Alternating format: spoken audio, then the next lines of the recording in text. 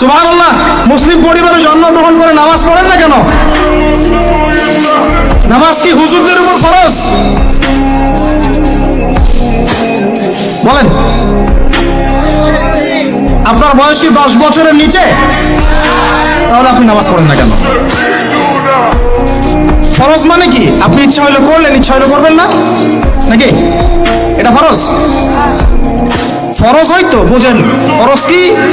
ওই যে প্রত্যেক রাতে যে মেয়ের সাথে খষ্টি নষ্টি না করলে আপনার ঘুম হয় না, ওইটা হচ্ছে ফরজ। স্কুলে কলেজে গিয়ে মেয়েদের সাথে অ্যাফেয়ার্স করা, ডেটিং করা, এই পাবজি খেলা, আমাদের সবার উপর এখন ইউটিউবিং, ফেসবুকিং ফরজ। ফরজ বোঝেন, এইভাবে বোঝেন, এগুলো হচ্ছে ফরজ আপনার উপরে। তো সালাত, হাইয়া আলা সালাত প্রত্যেক দিন আপনার কানে যায়, কেন সালাতে আসেন না? হাইয়া আলাল ফালাহ আপনার আমার কানে যায়, কেন সালাতে আসেন না? কখন সালাতে আসবেন? ছোট ভাইরা কখন সালাতে আসবেন? যখন আপনার বয়স হবে 50।